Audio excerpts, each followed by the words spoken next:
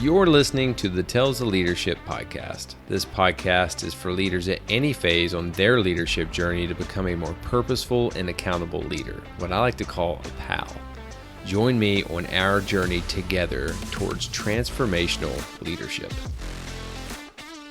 All right, team, welcome back to the Tales of Leadership podcast. I'm your host, Josh McMillian. I'm an active duty Army officer. I am an Army leadership coach, and I am the founder of McMillian Leadership Coaching, and I am on a mission to create a better leader, what I like to call a purposeful, accountable leader. And my vision is to impact 1 million lives by 2032, and I plan to do that by sharing transformational stories and skills. And on today's episode, I'm bringing you a transformational leader. I'm bringing you a purposeful, accountable leader, Colin Boyle. He is someone that I've known has been a part of my life now for probably going on 14 years. He is active duty still. He's an infantryman. He's been in the military for 17 years, but he's been someone who has been really instrumental in my growth. He was a team leader when I was a platoon leader in the same platoon in Afghanistan, one of the most pivotal points, at least in my career, of making me, forging me, shaping me into the leader that I am today. And we kind of just go through that journey together. And honestly, this is just another reason that I love podcasting. I get to reconnect with, I consider, good friends, and it's humbling just to be able to go through and honor those stories that we've shared together and honor those that we've lost together. And Colin's a phenomenal leader. As always, stay to the end. And I'm going to give you what I believe my top 3 takeaways from this episode is. But let's go ahead and bring Colin onto the show. Colin Josh Boyle, welcome to the Tales of Leadership podcast. Thank you for having me on. Yeah, man. I know we got a chance to catch up before and then several phone calls, but I love doing podcasting, especially with people that I've had the opportunity and the honor to serve with. Mm-hmm. And if you're getting a chance to see this, we're wearing our fancy new medals. If you want to go over that real quick, just so everyone knows, and congratulations, by the way. Thank you. Same. So the Order of St. Maurice is a club for infantrymen, past, present, who have significant contributions to the infantry. And a member has to nominate you in a board down at Fort Moore, Georgia, at the National Infantry Museum, where all that's headquartered. They read through your bio and they vote on whether or not you should be inducted into the order, and then goes from there. It's a good organization. Yeah, I remember when I got nominated for that after my second company command. It was an absolute honor. I feel like I didn't do enough to earn it, but it was an honor to receive it. Same. All right, so let's jump right in, dude. Take the time to just introduce yourself. Who is Colin Boyle? Okay, well, a platoon sergeant in infantry right now. I grew up in Virginia. Had an older sister, small family, huge extended family though. And I've been in the Army for 17 years. Been all over the country, all over the world. One combat deployment, a couple of rotations, and just seeing where the future takes me from here. Yeah.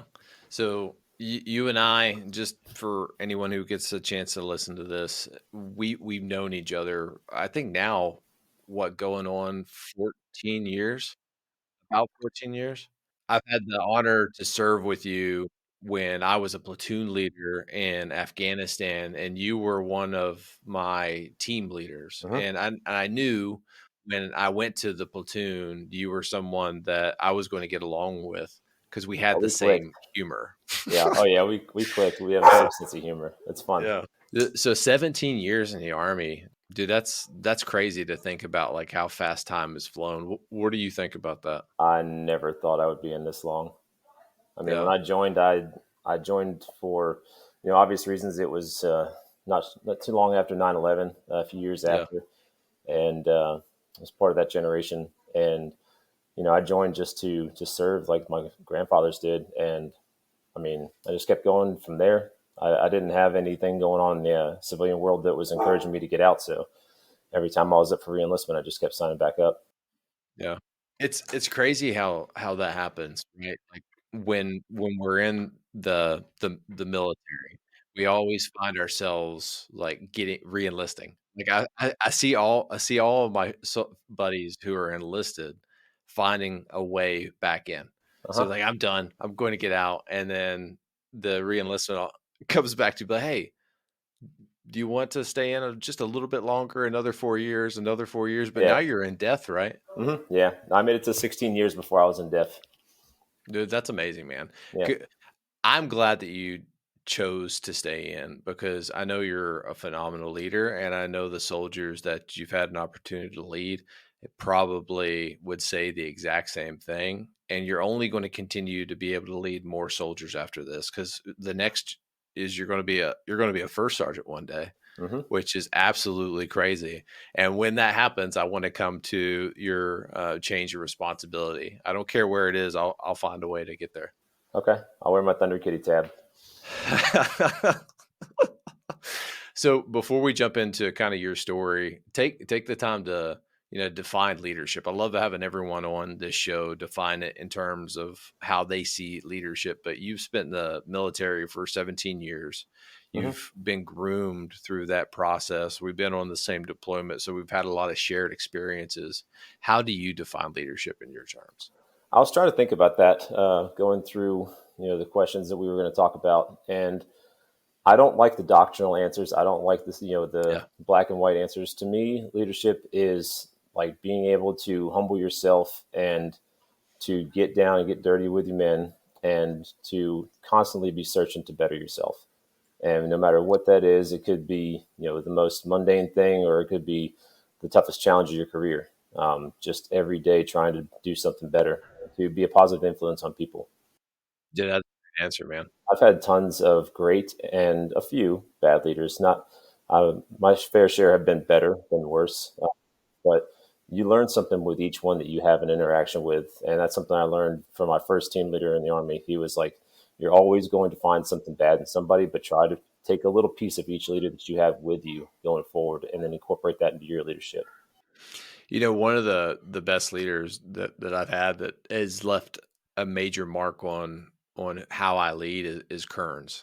Derek Oh my Kearns. God, yeah, I don't want to get into it yet because we'll get into it, but he was someone that I have really tried to emulate, because when I came into that leadership role, he was the exact right person for a very immature first lieutenant that was getting ready to take over a yeah. platoon that was very war wary at that point. Dude, hmm I don't want to jump into that story yet. So what drove you in to join in the military? What motivated you to take Well, the oath? I have a generational gap in military service. My grandfathers were both in World War II. Yeah. They were in the Army Air Corps. One was a ball turret gunner on a B-17, and the other was a pilot for a B-24. So I had a lot, encouraging me from them to just continue that service. Honestly, I was at kind of a weird point in life. I had a long period of like my later teenage years of doing a lot of stupid stuff and getting in trouble. And I actually went to a military school in Virginia Beach for 6 months, where they take a lot of troubled youth and they give them like a little 2 week boot camp, and then you can get your GED. And after you get your GED, you go into community service. But you live in barracks, you press your uniform, the drip dry or stay flow starch, hang them in the shower and just soaking them and then ironing them, where you like cut yourself with them. So I had my first introduction to military life there, and I excelled phenomenally once I accepted it. But I got back out and I got back into the same group of friends that were still, just young, doing whatever they wanted to do to have fun at the time. And Yeah. it was taking me back down that path. And I was in this weird like niche of Vietnam. I couldn't get enough Vietnam material in my hands. And I read a book. It's actually this one right here. It's called Secret Commandos by John Plaster. And it goes over the MACV SOG unit in Mm. Vietnam for the first special forces group that ever was created. And just the amount of stress and how much those men were able to accomplish just kind of gave me that ignition, that fire to finally decide, yeah, this is what I want to do. Yeah, I think that is one of the things that I miss, at least now being in acquisitions and not in the infantry anymore directly is being around those people who are filled with that fire. Mm-hmm. The ones that will go towards the sounds of gunfire and will chase hard things, move to the points of friction. Uh, when you're around those types of people, the exact reason of why you joined, that is like one of the best feelings in the world. And I think that's why, like you and I, right? We've been separated for 14 years. I don't think I've seen you since probably 2014, 10 Yeah. years.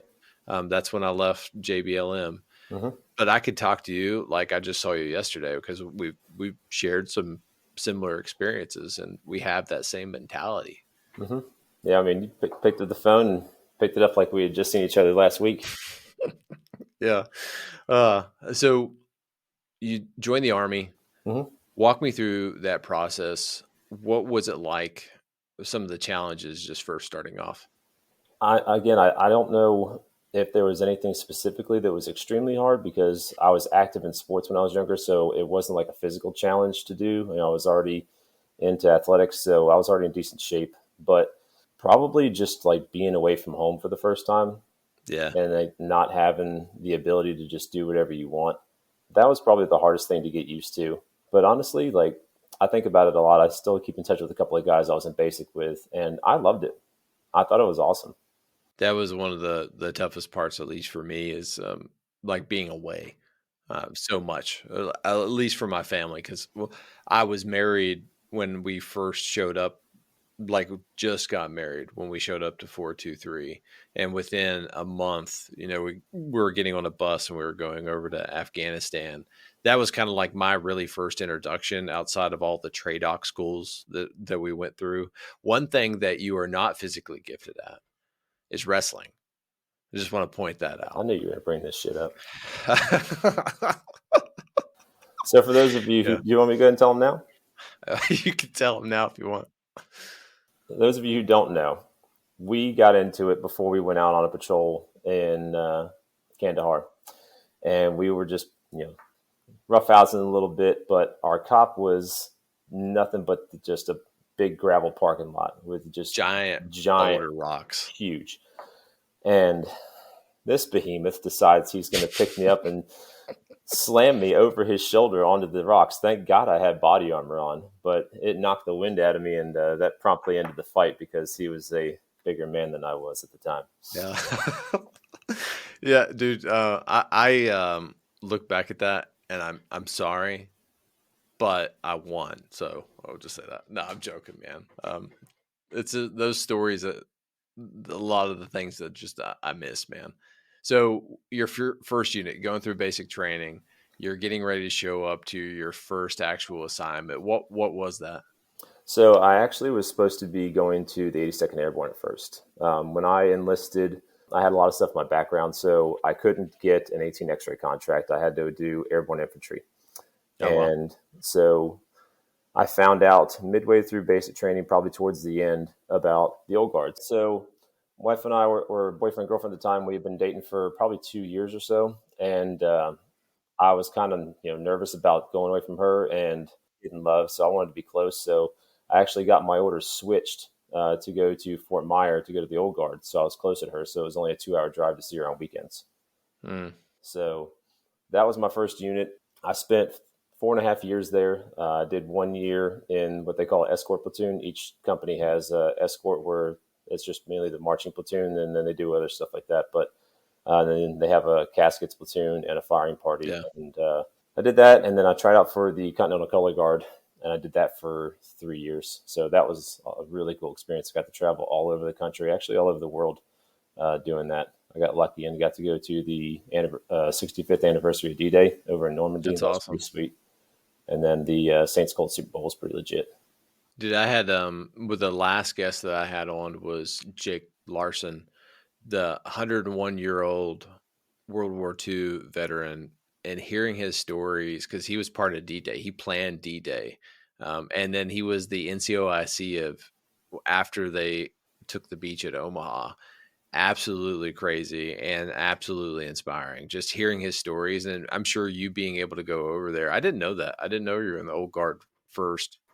That's that's a prestigious unit to get into, like especially right as a young soldier. So I'm sure that probably instilled in you a high level of a standard that was set within the military. Yeah, and then going to try out for one of their specialty platoons, like they Yeah. have a little bit more of a high standard to adhere to. Everyone does there just because of the focus that you have in the military district of Washington area. You're doing ceremonies and cameras are on you all the time. So everyone there has a very high standard of discipline, but to elevate a little more and try out for something that's a little harder, like the tomb or drill team, stuff like that, those guys are pretty cool.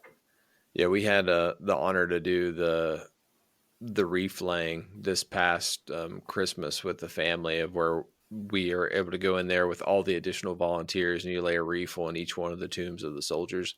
And that was pretty memorable for the family, at least for my daughter, because she was able to understand what that meant. And we went to section 60, and that's where all the Iraq and most of the Afghanistan casualties were. So we were kind of walking through, and I was reading them off, and that's a humbling experience. And I can't wait to take them to the tomb, to where they do a changeover, just to let them experience it. Mm-hmm. Yeah, I'm dying to take my son. He's never been. Dude, next time you're in the DC area, I live at Fort Belvoir. You're always more than welcome to bring your family and stay here. Absolutely, that'd be awesome. So transitioning from the old guard, did you go straight to Tomahawks right after that? Mm-hmm. Yeah, I was actually supposed to go to Wainwright. I was in the airborne school, and I got orders to go to Wainwright. And Meghan being in the EFMP program, we weren't allowed to leave the continental United States. So I was offered, I think, Bliss, Hood, and then Lewis. And it was Drum, Hood, and Lewis. And we chose Lewis. I'm not going to. That's a good choice. Exactly.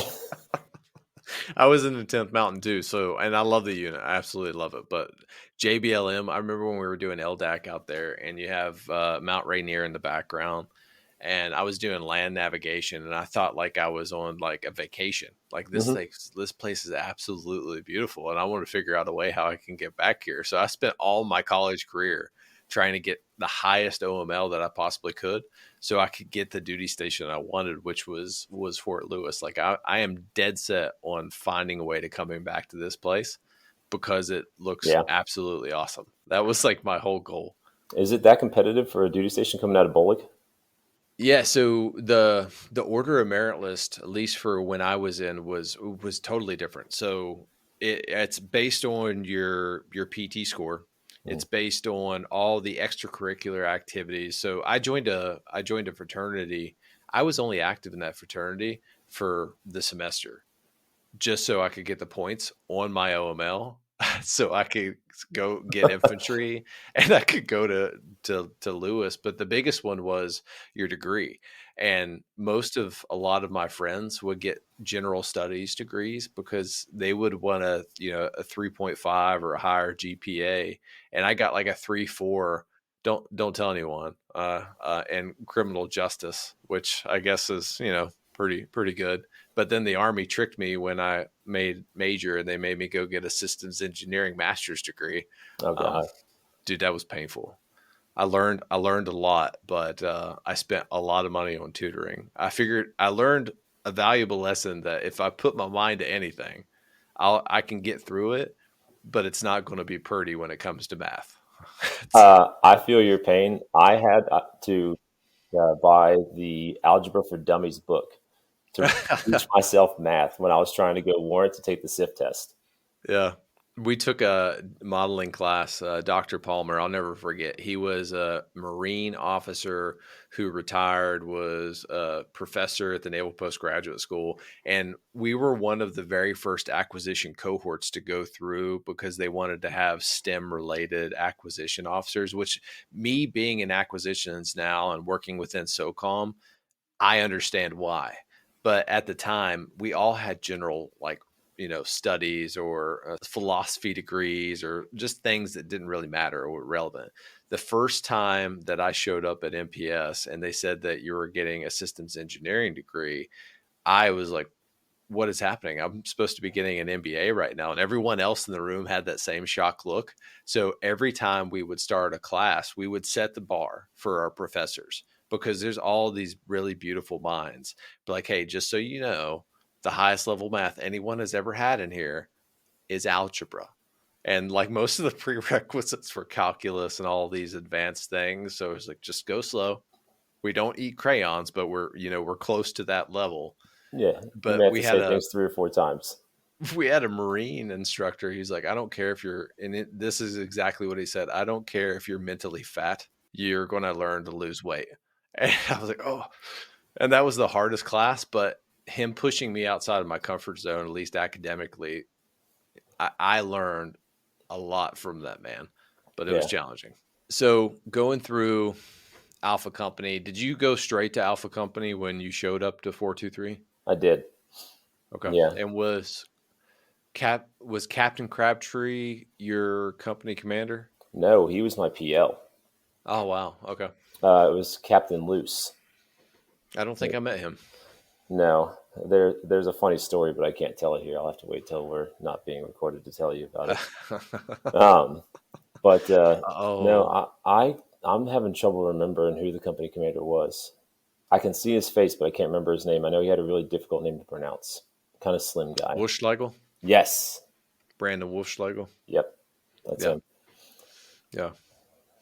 Yeah. What was that like, kind of, because I missed all of that. I was in Ranger School and I was actively getting sought after by Colonel Harkins at the time, and the XO, I think, was Major Smith, if I remember right. Yeah. And they were calling Ranger School and Florida phase, and they were doing interviews with people who were getting ready to graduate. So I knew kind of where I was going when I was in the Florida phase, because he wanted Ranger qualified lieutenants, which I understand. And when we were there, it was interesting because we heard what you guys were doing. You were going to NTC. You were doing all these buildups for this deployment that was going to be pretty kinetic, because it was a part of the surge. We were going with 82nd, so there was going to be a lot of military operations that were happening. Yeah. I missed all of that. What was that experience like? For me, it was very intimidating and very nerve-wracking, because coming from the old guard, I mean, I showed up with an EIB, but besides that, that's really all the tactical training that I had done at the time, because there's no ranges attached to Fort Myer. You have to actually drive about an hour and a half south to go to a National Guard base, AP Hill. I think they've renamed it now, but like that's where you had to go to do any of your training. So it was only a few times a year that we actually got to go do anything. And I had made sergeant by the time I PCS there. And so I show up as a team leader, and I've got none of that experience that a lot of my peers did. So for me, it was extremely intimidating, because I can remember my first live fire, my team live fire. And do you remember First Arm Powers? Oh, yeah. I remember Powers. I remember going through the wood line trying to lead my team, and I didn't have the faintest idea of how to properly execute it. And he just stopped it and started screaming at me. I can see him walking down the trail right now behind me, and he was just yelling, "What is this abortion?" And I was just like, oh my God, I'm so embarrassed. But it sucked. But that was that like good drive to like try to like pick up everything as fast as I could. And we went to NTC. We were doing constant training in the field, constant qualifications. That's my first experience in California, and that is my only place that I'll ever go to in California. Was NTC. But it was really intimidating, and especially because at the time, you remember Sergeant Hoover, the platoon sergeant. Yep. He was at SLC at the time we went to NTC. So the Weasel, you remember Kebyab? He was crazy story for Kebyab. I'll tell you afterwards, but yeah, 100%. I also have a tie-in for him later too. Really? He was the acting platoon sergeant while we were at NTC. So he didn't have the opportunity to do his training. He had to step up and be the platoon sergeant. So not that Hoover was a unqualified leader. The dude was a badass, but it was just a lot of moving parts at the time. Kebyab, believe it or not, was my squad instructor in Ibolic. Like he was my squad instructor in Ibolic. And when I went to Ranger School, he PCS'd and happened to PCS to the exact same company, to the exact same platoon that I ended up taking while I was in Afghanistan, which was, it was comical in a way, because I think that at least it helped me transition, especially, and we can get to that at the point at which I transitioned to take Yeah. over the platoon, because I had a familiar face, and not just a familiar face, but a great mentor that was Hmm. able to help walk me through that process. But there's something that you said there, dude, and I want to make sure I highlight that, is that, you were nervous walking into that job because you felt, at least what I've learned through this whole coaching and leadership deep dive that I've really been on this journey, like an imposter syndrome and all, in a way. Oh But yeah. when you got to that unit, Alpha Company, which renamed Erico Company Hmm. 423, you raised to the level of the other people around you. And when you put yourself in an environment where you have all high performers, and if you're down here, then you will naturally raise to that level, because that's the standard in the Hmm. organization that you have to get to. And not only is that the standard, you have to get there because you're getting ready to go to war. Yeah, exactly. Like that's something that I miss now. I mean, I don't Yeah. miss, being in a war, but just that drive of, competition and the, I don't know exactly how to say it, but just the activity and everything that's involved in the training of the expectations of, if you don't get this right, me, you, whoever, we may not make it back. I think what I missed so much out of that was like the purpose behind everything. And everything was purposeful leading up to that. Like at least like for you guys, like the deployment, the leadership selection. And looking back on, my 16 years in the Army, that unit, Alpha Company, was a bunch of studs. And Absolutely. the officers that I had the honor to work with, and I'll never tell Frank Foss this if he ever watches this. He's because he's like the one officer that I've ever worked with that I knew that he was better than me. Like Yeah. he was like Captain America, and all the non-commissioned officers that we had on our team, and the team leaders that we had, and the individual soldiers that we had, was just phenomenal. Like I We don't were think I really could have lucky. asked for a better group. We were really lucky. We had a lot of awesome, awesome leaders on both sides, officer and enlisted. I mean, you had Francis, Jones, Kearns, just in our platoon alone. You need to give Jones crap, because I've been trying to get him on this show, because I would love to get his take on how he thought I was as a leader. Because one of our interactions, I don't know if I should say this, but I will. And I was very motivated, and I was very young, full of testosterone, in a combat That's an environment. understatement. And ended up getting in an argument, and then Captain Nason at the time, Seth, had a like a boxing area kind of set up, and he's like, you know what, let's go put on our gloves. And he looks at me, he's like, I'm not going to fight you, I'm going to shoot you. Sergeant Kurz is like, whoa, let's back up, guys. And at that point, like I just learned to love him, because he was so truthful. There Yeah. was never no there was a full transparency. He said what he meant, and he meant what he said, and I love that about him. He was great to have as a squad leader when I showed up because he was so like honest and genuine with everything he did. And Yeah. honestly, I think he only actually ever had to yell at me twice. One I've of never them, seen him yell. I remember we were on a patrol and I can't remember what I was doing, but he yelled at me to pull my head out of my ass. Oh, I do remember. We were cutting the road from Dagobah to the police station that we were building, and we were all Mm, got tired and we sat down. And he got on the radio and started screaming at me to get off my ass and do my job. dude, that mission, we were talking about that today. In the organization I work with right now, one of the platoon leaders was in 101st, and he was in Afghanistan while we were there, and he heard the rumors of what Colonel Menace made us do. And I don't care about using his name at the time, but clear 2 clicks through a minefield in Hmm. front of a dozer, Yeah, dismounted with mine hounds. Because why? Well, I this is what I think, at least, because he believed that a dozer was more important than soldiers' lives. and And I followed one. dude, it was rated for, I think, over 500-pound blasts. Hmm. multiple over 500-pound blasts. And if you remember that mission, and maybe I'm like misremembering, I remember everything I think about that mission. I think we found like over 76 IEDs. By the Hmm. grace of God, no one hit an IED. I know Cabiab almost hit several IEDs during that. Um, and I Yeah. was sleeping on one in a pomegranate field, like just sleeping on an IED. You remember Sanders? Was that the deep one that went off and almost blew up Colonel Harkins? If you remember that one. No, he was, I think, a specialist at the time. He just got out of the Oh, I army a remember. couple Oh, years I ago. remember Sanders, and I have a deep respect for him. But I can't. Yeah. I'm trying to remember what story here. So, Well, he was part of my team because I had the Gizmo, the little yeah. foldable mine hound that wasn't as heavy as the other one.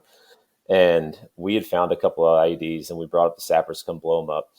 And we went and pulled security on this little colot wall. And then they laid the charges, and we pulled off the wall so we could be out Mm. of the blast area. And exactly where we were sitting or had our knees were two pressure plates to two 40-pound jugs of HME. They had been there so long that the wires had just rotted out or something, and it just didn't go off. Dude, I didn't know that. Hmm. Yeah. Dude, that's crazy. You know, guys from our deployment got tattoos about that mission, right? Really? Do you remember Villarreal, the one who got Yeah. shot in the ambush? Yeah. Um, he has a tattoo of every day is a lottery and every step is a ticket. I remember Jones and Francis had that written right above their cot. Hmm. So, all right, here I am, a brand new, first lieutenant. I'm the night battle captain, and I'm seeing this platoon continuously having like a bad string of events. So I think the first Yeah. one was that happened. Was it Hoover and the team getting hit by an IED? Was that the first one? For our platoon, Yeah. yes, not for the company. Yeah. Walk through everything that happened to the company before I took over. Well, you had, gosh, I feel really bad dishonoring him in this way, but I'm drawing a blank on his name. He stepped on an IED and had his leg amputated above the knee, and he did not make it. He was in the second platoon, and then we'd had multiple gunfights at this point. Pretty much every day that we were there, we were getting in gunfights 2 or 3 times a day. And then our strikers were too wide for the roads to go through the villages, so especially with the bird cages on the outside. Yeah. So we had to walk everywhere. And granted, we were still ripping with the 82nd at the time, so those boys walk everywhere they go. But it was pretty kinetic. And then we were right above the Argandab River, and where our checkpoints were, or our little strong points, we had to walk through this town that was like literally right on the river. And they were coming back. We had a position to the north above the trail, and then they had, I think it was 10th Mountain. It was 2 or 3 deployments before us. They had paid this guy to leave his compound, and it was like literally on a cliff on the river. And we had a couple of machine gun nests on top of that, and then right on the other side was his grape rows. And Yep. then we had a northwest and northeast position. And I remember I was in the northwest position. They were coming back from getting resupplied and walking back, and somebody saw something either close to the river and it was like disturbed, and they didn't know what it was. But Hoover, being the ex amphibious recon bear that he is, brought out his Bowie knife and starts digging at it. And it's like, oh, it's nothing. But it turns out that was like, a feint. And then they had a command wire that was ran to it. They blew it up. It blew shrapnel in his face, blew holes through his arms. It got, in one blast, got our platoon sergeant, our medic, and our RTO. Yeah. All survived, luckily. But they definitely got beat it pretty bad. I think when I took over at the point, deployed with 44 soldiers, and I think there was 28 actively. And the one thing reason I love Sanders, right? They asked for volunteers Mhm. within the company Yep. because the platoon was so mid-man. They couldn't even operate the strikers and the MAT Vs that we had, the MRAPs that we had. You Hmm. had to ask for volunteers. And Sanders was one of those soldiers. So he's always had like I a think he was special one of place in two my or heart. three. We didn't have a lot of Yeah. volunteers. Yeah. No, I think it was 3 in total that that actually volunteered to come. And they were coming to, at the time, the one platoon that I think was having the most kinetic time in Afghanistan, and probably one of the hardest positions that they had. So Cop Dago Bod, or as you guys would say, Dago Bad. Mm-hmm. Yeah. So I show up. The first interaction with the company was, "Hey, Captain Wolfschleigel and Lieutenant Mackey is the XOs. Your platoon's out at their outpost. They're not going to be back for 24 hours. Go to their basically barracks, their tent, Mm-hmm. platoon tent, and they'll meet you there in the morning." And I had all night in the barracks. I found this one dude's bunk. I think his name was Colin Boyle, and I ate all his food that he had. It was, I had a shitload of packages under that cot. but that was one of the most nerve wracking times that I had, because I knew that I was getting ready to take over a platoon that I met probably 3 or 4 weeks before that. I think it was at Sergeant Rod's memorial. I'm pretty sure it was it his memorial? I don't I'm think trying to so. remember now. No, I'm pretty sure you were the PL then. Or No, no, you weren't. No, it was still Crabtree because I remember. I was literally just getting ready to take over around that time when that event happened. I remember that mission to a day because I was the one who ended up approving it, which in a way I feel like partially at fault because I was the night No, battle captain and I approved that mission to go forward. But I've struggled with that a lot of the what ifs, and yeah, I don't think there's anything that would have changed it. what was crazy is that I met the platoon at that memorial, and I had that was a pivotal point in my life. I changed completely at that time when I was at that memorial because beforehand, and I always tell this story, but it's true. I was that lieutenant that was charging the hill, and we were soldiers. I wanted to go win medals. I wanted to go to 75th Ranger Regiment. I wanted to go do all of those things. And I viewed this opportunity to make a name for myself. But when I was at that memorial, I saw all the raw emotions from every soldier that I was getting ready to lead. And I couldn't help but think, man, I am a selfish prick because I'm thinking about myself right now.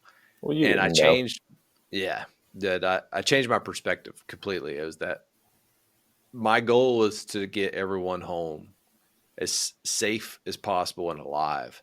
So I always had that calculus in the back of my mind when Wolf Schleigel would try to get us to do all the crazy missions. I would always have that in the back of my mind with the calculus is like, okay, we're going to do this. We'll be successful, or maybe someone else could probably do this mission. But I always would have that calculus of how can I make decisions that's going to bring everyone back home. Yeah, we were fortunate enough after we left Dagobah that we were going to a little less kinetic area each time. Yeah, that was after that one mission in Shirshaka, I think, or Mandazai, where we built that police station. It really, Mhm. the deployment got fun after that, where we went to Yeah, it Nalgam. did. Nalgam was, I'm sorry, like I enjoyed my time there. So did I. When I really did not enjoy ripping out with 82nd. Those, No. the, do you remember when I shredded that lieutenant's property? See, so we were going through, I think it was Turner. Turner grabs this lieutenant's CD that has all of the property filed for their No. unit, shreds it. And he's like, "Whoa, what are you doing?" Oh my God. And that lieutenant, and I wish I remembered his name because this was like such a little trivial thing that he did on the whiteboard back there and the cop that we had. It's like, "Hey, enjoy Afghanistan for the next 6 months. We're going home." We're like, okay, Yeah. All right. I'm going to enjoy my time. This is way better than what we were doing. Honestly, now that I've been in long enough and I've seen like how painful property can be, I Yeah, think having to recreate a property book or go home, I don't know. that Each would have one, been miserable. He was yeah. the UMO for an entire company, and within 30 seconds, all of that beautiful property was just stripped away from him. Somebody's bags didn't make it to them when they got back. So, what was your best memory from that deployment? From that deployment, there's tons. Probably like Are you talking about funny or just like anything? Because there's Yeah, we could go multiple. there. Funny. What is the funniest story from the deployment? The funniest is when we went from Dagobah to Nagam. So Dagobah, for those of you who weren't there, it was basically like a little longer than a football field, but it was like a triangle, and it was just nothing but HESCO barriers. And there were two GP mediums that each one housed a platoon and a half, or a platoon and a quarter, because we had headquarters attached to us. And then Nagam was a company-sized cop for basically the same size that we actually ended up scaling down later. But while we were scaling everything down back to a more manageable size or a more appropriate size for our element, this brand new private at basic training, Turner, he shows up and he's in my team, and he's he's like redoing all the wires to all the junction boxes, and he thinks he's this amateur, electrician. And he's like, I know what I'm doing. I know what I'm doing. And he did not. And he plugged in the wrong wire to the wrong junction box, fried our generator. And I don't know how long it took us to get power back to that cop. I think it was over a day or two. So yeah, it was about 3 days, I think. Yeah, that was the funniest thing. Just the look on his face when he had to walk up and tell me what he did. And I just had him go get a couple bottles of water. And I was like, we're going to go over here behind this basket so nobody can see what's about to happen. I will never forget Turner. He blew me away by a brand new private of how clearly he could communicate. If you remember, we were Jack Ryan was the lieutenant that we ripped out with right before we were getting ready to leave. I can't remember what unit it was. I was in a striker with him. We were basically doing a left seat, right seat, and we were just driving routes so I could get him familiar to of the AO that he was getting ready to take over. And Turner, was in the gunner seat, and he was doing everything like better than me. And I'm looking over at this like private, and I'm like, you've been here like 3 months, man, and you've already picked it all as sharp as a whip. Like, Yep. And I knew he was going to be going places. And he promoted rather quickly. I think he got out at the rank of, was it E6 or? Yeah, he was staff sergeant. He was a drill sergeant too. Yeah. I mean, he was a phenomenal soldier. And again, just a testament, like whoever was doing the recruiting for our unit was just bringing us phenomenal soldiers. Yeah. I wish I could thank them. So what leader had the biggest impact on you during that deployment? That's hard to like pinpoint because, like we said before, we had so many good ones. But it would probably be Derek Kearns. Yep. He just had this presence about him. He was, quiet as a church mouse until he needed to be the most explosive man in the room. And he's, what do you think? He's like 5'9", 5'10". He's not super imposing, but he's a stocky dude. And he was just the most intelligent person that I could be around at the time. And he was funny. He was all about the boys. And that's kind of like the person that I looked at who I wanted to be when I became platoon sergeant. Very caring, and he was awesome. All right, team, let's take a quick break from this podcast. And I want to personally invite you to our private Facebook community that I call Purposeful Accountable Leaders, or PALS. And PALS is a community dedicated to inspiring and developing servant leaders by sharing transformational stories and skills, exactly what Tales of Leadership is all about. My goal is to build a community of like-minded leaders that can share lessons learned, ask questions, and celebrate wins when it happens. And my mission in life is clear.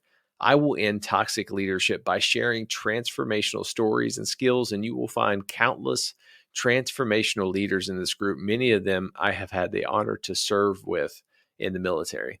If you want to find a community that can help you grow both personally and professionally, we would love to have you. You can simply search Purposeful Accountable Leaders on Facebook or click the Leadership Resources tab in the show notes to join. I am looking forward to seeing you guys and continuing to grow together on our leadership journey. Back to the podcast. My first interaction with Derek was at the memorial, and I just remember the handshake and how stoic he was, and that he was going to be the platoon sergeant. I was like, oh man, I'm in trouble. That was my first thought to myself. And he was the world's best mentor and the right person at the time. If you remember me as a lieutenant, I was taking baths with Afghans with no body armor in a well outside of an area that we just got attacked by over 100 and some Taliban fighters. Uh-huh. But in my mind, putting myself back in young Lieutenant McMillion's mind, I was trying to build rapport with that platoon that we had. So I was like, what better way to do that than just to go take a bath with them shirtless without any body armor in their vehicle? Because it made sense to me.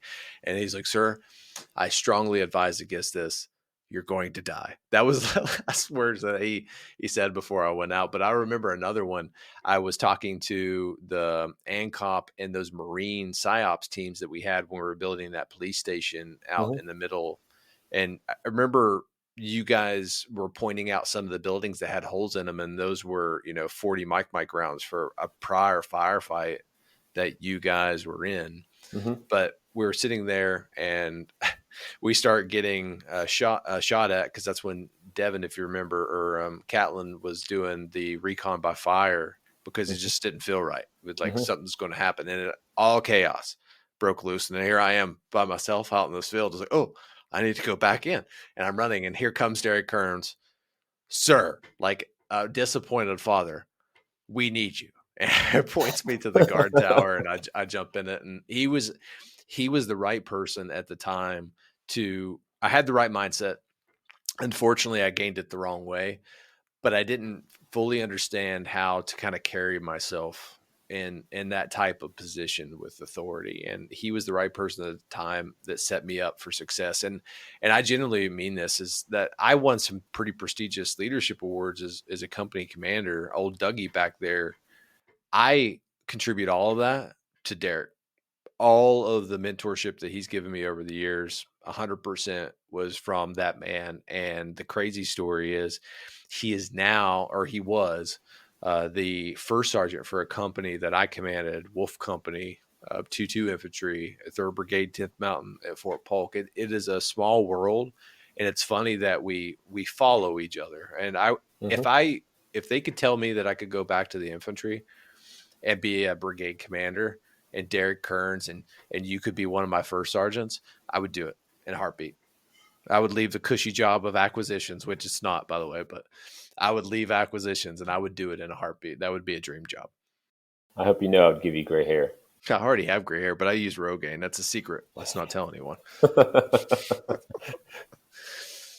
So walk me through kind of getting back from the deployment and some of the challenges that you had to face as a leader. And I'll kind of set the stage. So sequestration just hit.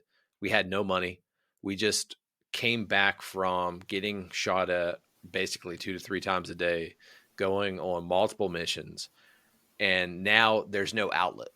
Hey, you're home, be with your families. We don't have money to go to the range. We can't do any type of training. Just come in, do paperwork, do some counseling, and you're good to go. What kind of challenges did you face as a leader at your level? Keeping them busy on something that was pertinent to keeping them ready in case we had to go back. Now, I had a feeling that we wouldn't, because once we got back, we got tasked with the battalion, or actually I think it was the installation, got tasked with Pacific Pathways. Yep. So they would no longer be doing combat rotations. They were going to be doing partner training with the armies of like Indonesia and all that area. But just keeping them focused and not like doing things that were going to get them in trouble, because they had all this energy coming back. And they, we did the little trips. Remember we went skiing. Dude, that was the worst experience. I got a story for that, but go ahead. Just having something for them to do, because we knew that we probably wouldn't be going back to Afghanistan, and just keeping them training and trying to like get them to want to do something extra. You guys totally deserved that ski trip, by the way. So in the military, there is an MWR fund that you can tap into. And if anyone's listening to this and you're a platoon leader or you're a company commander, you have morale fund every single year that no one ever uses. They will pay for one event, and it's you can go skydiving, you can go deep sea fishing, you can go to amusement park with your platoon, your formation, you can go to a professional paintball range, you can go rent out a campground and pontoon boats for the day. You have that funds available to you, so use it. So if anyone listens to this and you're a company commander, you have it, find it. But we went to Stevens Pass. Never skied a day in my life, but I had the mindset, I'm Ranger qualified, I'm airborne qualified, I own this world. I just come back from a deployment. I'm going to the top. So I went to the top. I went 10,000 feet up. And then I had no concept of what the different collars were between, black, blue, double black. So it's me and Kearns. We're up the top. He finally gives up on me about 30 minutes. He's like, sir, I'll see you down at the bottom. I was like, sure, see you down at the bottom. Because I kept just falling. And not only did I fall, I couldn't figure out how to stop. So when I got to a certain speed, the only thing I knew what to do was just like, oh, PLF. And then my ski would go off and it would go in the deep snow. And I was like, skiing is stupid. I don't know why anyone does this. This is absolutely miserable. And it took me 4 hours to get off the mountain the first time. And I think it was Wet Lake and Travis down at the bottom. And they're like, sir, you having a good time? I was like, no, I'm done. You guys go have fun. I'll see you in a little bit. I have a really funny picture of you from that day with you holding your little ski pole out like this, like onward, boys. And that was like, oh, really? I think after you finally came down. You'll have to find it and send it to you. Yeah, man. That's funny. But I think the biggest challenge that I faced, at least as the platoon leader, one, I didn't want to go be an XO. I wanted to stay and be a platoon. That's one of the hardest things of, at least that I've experienced throughout the military, is you work in an organization, you get the honor and a privilege to lead the world's, the nation's treasure. And I really mean that, is that what is the greatest resource that we have? It is our men and women who volunteer as a fighting force. We live in a professional, all volunteer fighting force. That's what the Army is. And it's absolutely incredible. And it's true. I didn't want to transition to go be an XO. So I was doing everything in my power to stay. And I won there for a while, because it was like 15 weeks. I just kept coming up with excuses of why I needed to stay, and convincing Lieutenant or Captain Wolfschleigel to keep me. But one of the things that I struggled with the most was trying to keep everyone directed the right way. And there was a lot of soldiers at the time that were getting out. If Devin, if you remember, he was getting out because of a poor leadership. How many level drove him to kind of get out. He was a phenomenal soldier. I wanted to keep him in, and that kind of created a tipping point, at least in my mind. Pete, right? Pete getting out. I feel that I've totally felt him, and I'll never forget, Derek and I are sitting in there, and we were counseling him because he's like, hey, I want to get out. And Pete, being from Utah, being a Mormon, playing heavy metal death music, being like one of the best guitar players in the world's best RTO, his plan getting out, transitioning, was he wanted to go be a guitar player. And Derek and I just looked at each other as like, it's dangerous, and we know it's dangerous, and we tried to talk him out of it. But I just didn't do a good job. I could have done a better job. And I think if I would have been more intentional, at least knowing what I know now, I think he'd still be here. But that's something that I live with regret every day. One of the things that I feel that I personally failed as a leader. But that was one of my biggest struggles of when we first came back, was making sure that we would maintain transitioning soldiers out of the military, but have a plan. And I think emotionally and mentally, maturity wise, I failed you guys at that point. It's really hard being, a young adult out of college. You've gone through this training, and you have the expectation of, you are the one in charge. You're the one who makes the right decisions. But I mean, I think about it now. I have so many soldiers that have been in my platoon that have transitioned out. And as I think about it, like, I don't feel that I have prepared them or given them the right counsel and mentorship, because we're pulled in so many different directions, especially at just a platoon level. It's almost impossible to foresee, like, did I do enough, or did I do the right thing here?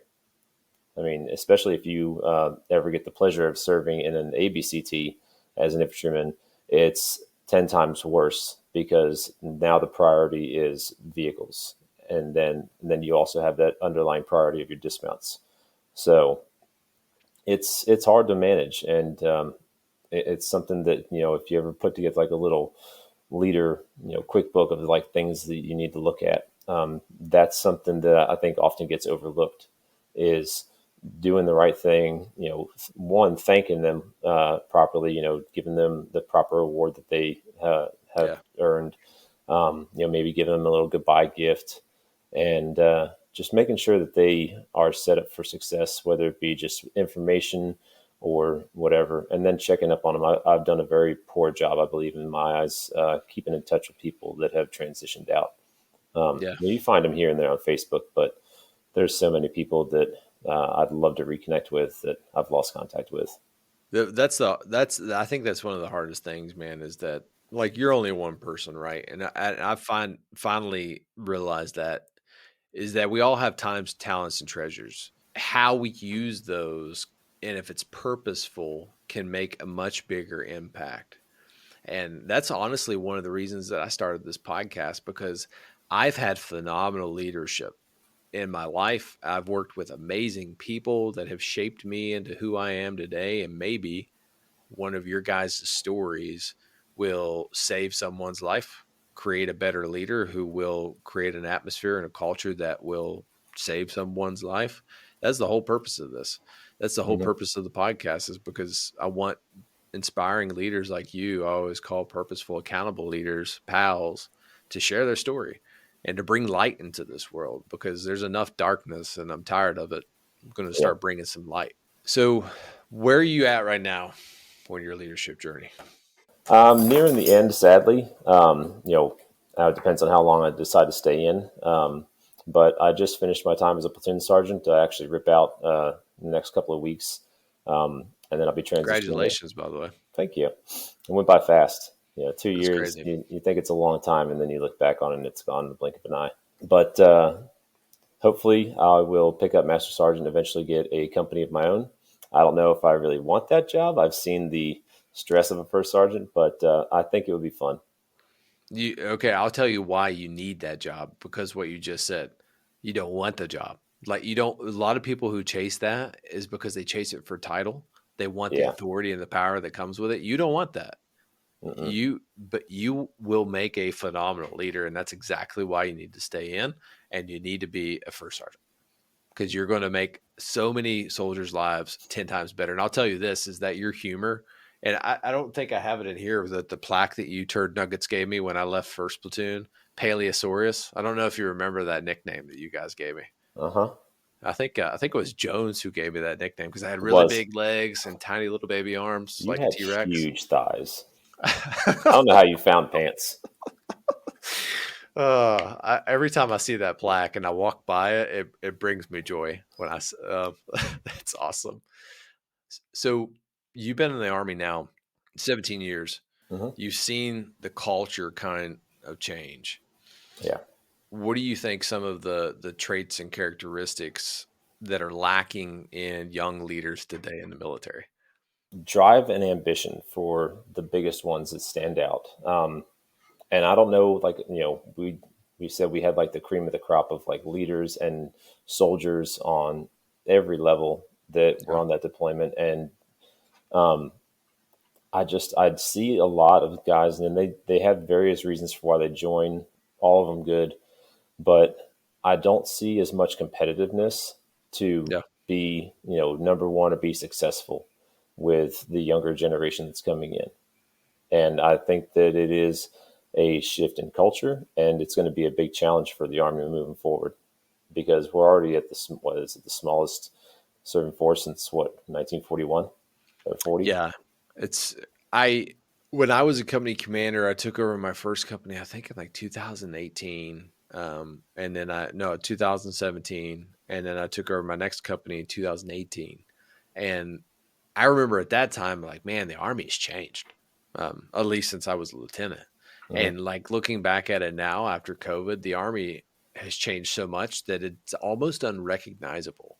to when I was a company commander in 2019. That's how fast it's changed. And I think COVID has amplified that, at Mm. least in my mind. Yeah. How is That, that on the ground? it's difficult because, a lot of these soldiers that went through basic and, they took away the shark attack. For those that don't know, like when you come off the bus, first day of basic training, you got like 11 drill sergeants just all in your face, just screaming at you nonstop. Put the bag up, put it down, pick it up, put it over your head, just hours of that. And that's like your like shock and introduction to the military. Um, and it's gotten a little softer. And, a lot of the soldiers that I've seen, and it's not all of them. I don't want to, Yeah. put a moniker on them, but a lot of them have difficulty with authority. They have Yeah. trouble having someone tell them that either A, they're wrong, or they've made a mistake, or this is the better way to do it. And it's a hard barrier to break down.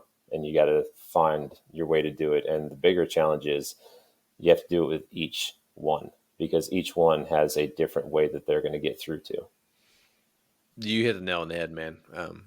At least what I've seen, clear communication. And each person has a different way of being communicated to. And in the military, at least in the infantry, it's a melting pot. Mm-hmm. We had refugees within our platoon. When I was in the company commander, I had people all the way from Haiti to Nebraska. And that's Yeah. what makes us great, Mm-hmm. because we have that diversity, and diversity is great when you come from different walks of life, because you look at problems differently, you solve problems differently. And that's what makes a great organization great, is that creativity, that innovation. And that's why the military is so innovative. Look at Whitlick. That dude built a freaking catapult Mm-hmm. when we were doing ROTC range, and I couldn't find him for 4 hours one day. And Sergeant Kearns and I were looking for that dude everywhere. He built a 2-standard catapult, like legit catapult, that was Mm-hmm. firing like 10-pound rocks. And I can't remember, but I think it was like firing them like 50 feet. Mm-hmm. It's like, you did this in 4 hours? Like, yeah, I just, I had some Just time do it on together. my hand. Yeah, I just threw it together. I was like, He, oh, he made you are the couches that, most, you he's remember the those? most creative person that I've ever seen. The couches that he made, and we would put sleeping pads on them for cushions out of Yeah. healthcare barriers. Dude He was a made genius. that deployment. Yeah. He ran all the equipment. He built all the guard towers. He was the most, he was the most handy man in the world. Mm-hmm. Um, yeah, dude, that dude, he was a wild man. I love him. So let's kind of think, long term. Where do you want to go 5-10 years from now? Where's Colin Boyle? Most likely out of the Army. I would say 10 years definitely. But I'm actually struggling with that now because, my wife and I have been talking about it, and, we're at 3 years till I can retire. Yeah. And we've been here at Fort Cavazos for 3 years now, or a little over, and it's gone by really fast. So Yep. we're both getting a little nervous of what do I want to do, or what do we want to do? Where do we want to go? I think I want to probably stay close to the DoD, maybe be like a contractor or do some GS work or something like that. But I don't know. I'm looking for something that will keep me busy. I don't like riding a desk. I like to be out and moving around. So I don't know. Maybe I'll be one of those old guys in range control that pull up and tell you to pick up brass.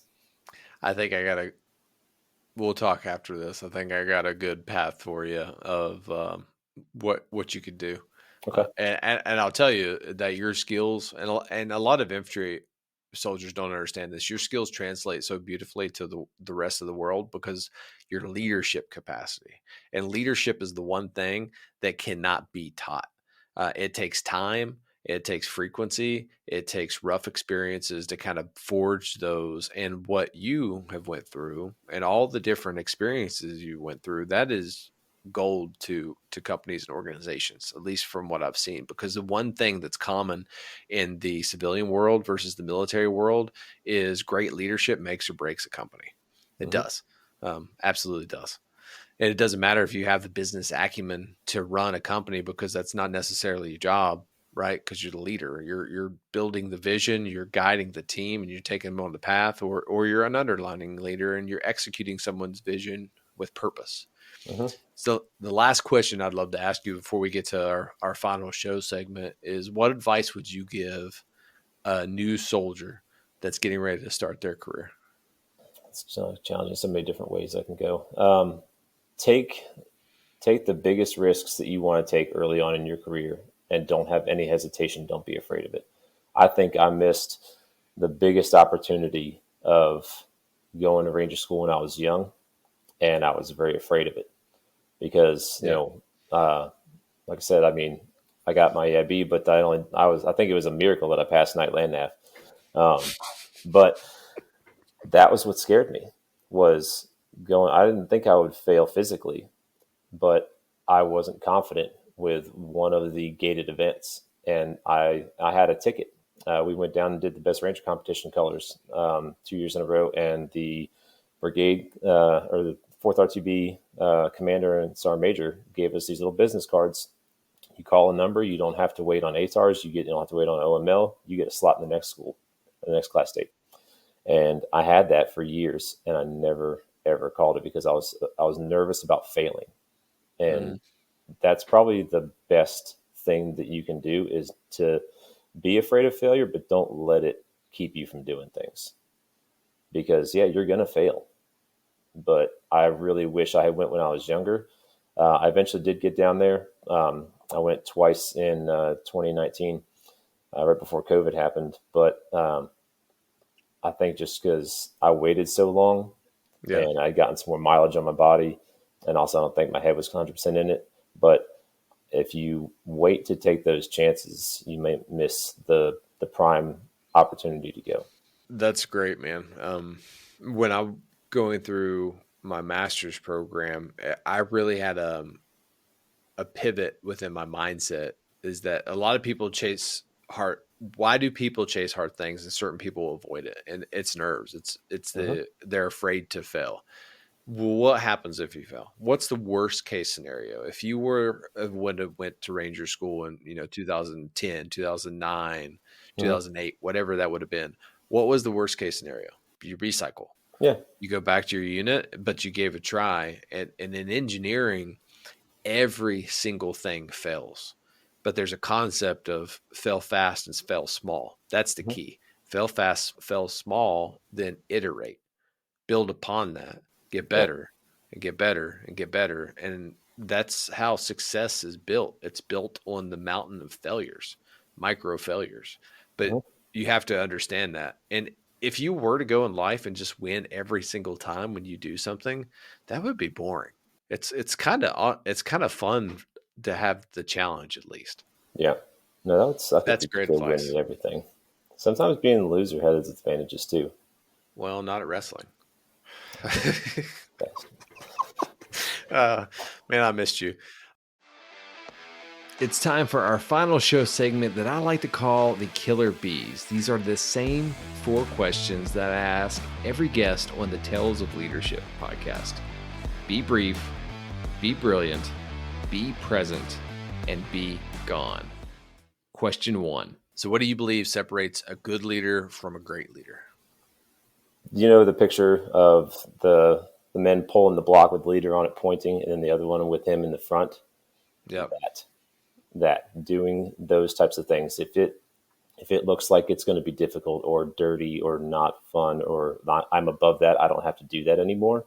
Having been with people that have done that, and then having leaders that get down and do it with you, you build so much more loyalty and trust by doing it with them rather than telling them to go do it. Yeah, dude, I love that. Deeds, not words. I had a battalion commander tell me that one time. Deeds are more important than words, but when you can align those two, it's powerful. Yeah. So question 2, what is one resource that you would recommend to our listeners? For young personnel in the Army, it's ATN, Army Training Network, and specifically the CAR, Central Army Registry. I believe it was you or Dave Taylor that showed me that as a young NCO. And it has every resource that you can think of for any type of mission, individual, collective training. It gives you a breakdown of how to do it, and then your go and no-go criteria. It's a step-by-step way to do it. And you can take it from a team leader level all the way up to a brigade commander with how far to go down the rabbit hole of executing tasks. It's amazing, and I wish I'd known about it when I was a brand new sergeant. That's awesome. All right, so number 3, if you could give your younger self a piece of advice, what would it be and why? Have fun, but don't have too much fun. I think I spent a little too much of my younger years having too much fun, and it creates habits that aren't easy to break, and it's not really fun later in life. So enjoy yourself, but keep a cap on it. I love that. All right, last one. So if this story resonates with someone out there and someone wants to reach out to you, what is the best way to find you or add value to you? You can find me on Facebook or Instagram, and then obviously reach out through you. I don't have anything specific. I don't even remember if I'm on LinkedIn anymore. It's been so long since I logged into that, but that's the easiest way to get a hold of me. Okay. Or just follow Colin. Trail of Glitter.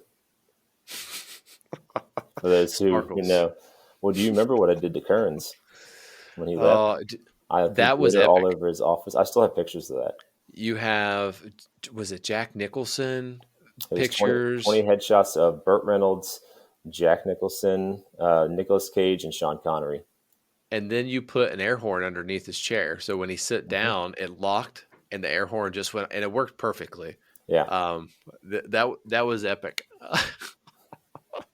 I'll have to find that picture, and I have it somewhere. That was a good one. I have it if you don't. Colin, it's been an absolute honor to get to catch up with you again. It's crazy that it's already been over an hour, and I feel that I could have kept going, but I tried to cap it off out of respect to your time so your wife doesn't hate me. Thanks. No, thank you for having me on here. It was an honor to be thought of to be on your show. Yeah, I couldn't think of a better person, brother. Have a great night.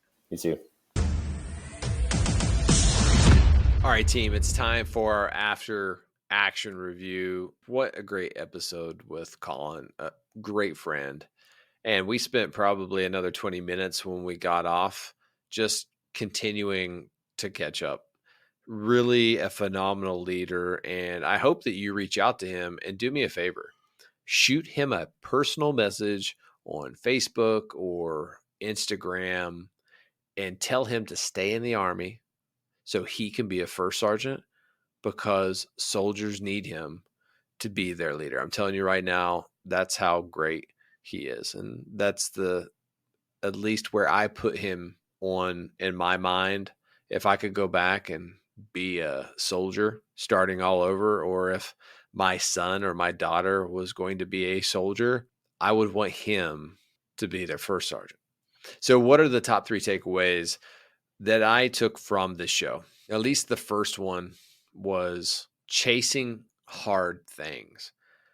Life is full of very challenging environments, situations. We're always going to find ourselves put in the corner of where we are afraid to take action because we're afraid to fail. But failing is just part of it. You know, Dave Ramsey talks about everyone that we always look up to that is on top of the mountain. They're on top of the mountain from all the different steps that they've had to take and all the different failures that they've built along the way. And I shared a story of mine of, in engineering, we have a quote, fail small and fail fast, so we can iterate, become better, build upon our failures. And we never truly fail if we don't stop trying to better ourselves. And that's what life is. That's what leadership is.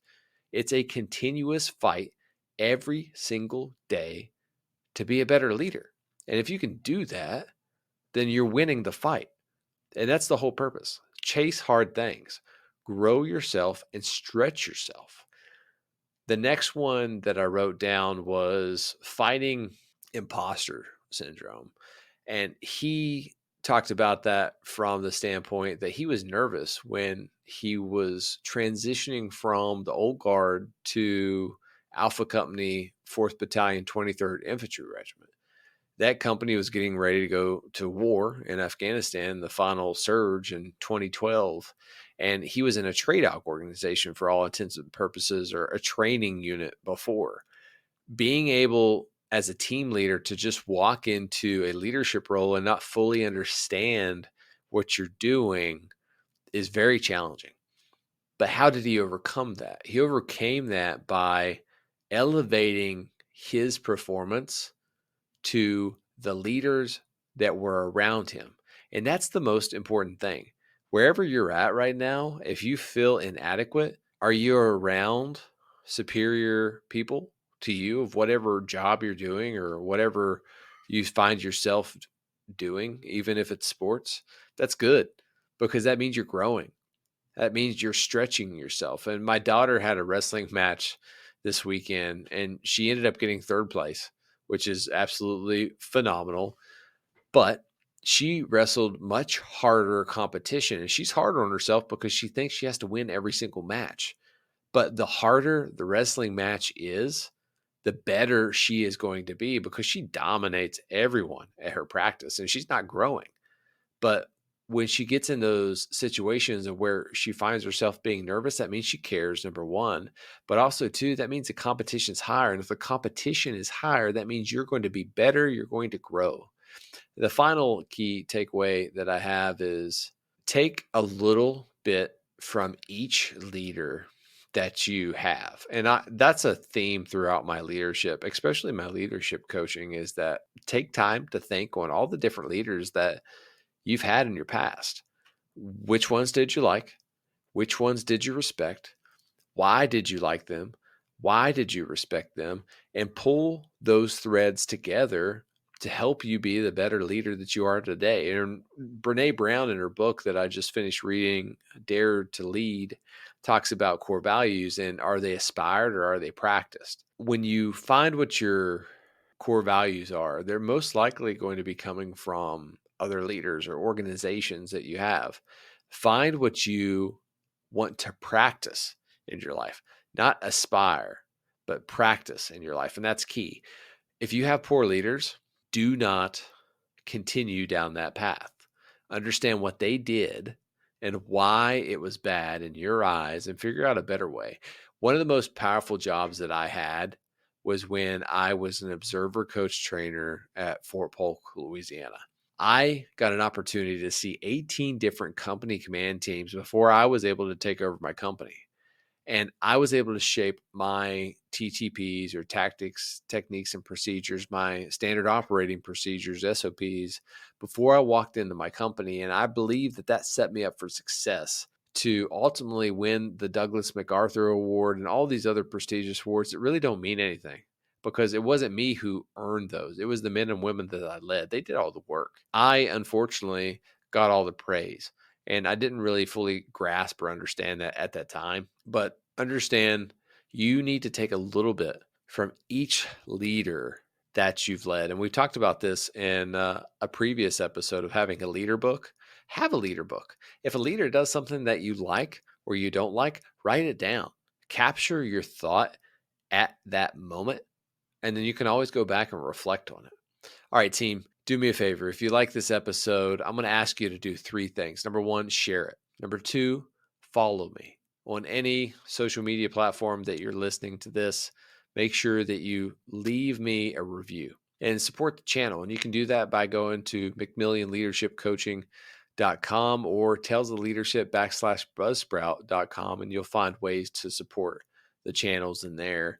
And also on McMillionLeadershipCoaching.com, I write additional blog articles and I have additional blogs for this specific episode. So if you want to go back and wanted to take notes, you'll be able to find the 1-page article for this that summarizes this entire podcast episode for you. Why? Because I want to provide as much content to you as possible to arm you with the tools to be the leader that this world needs.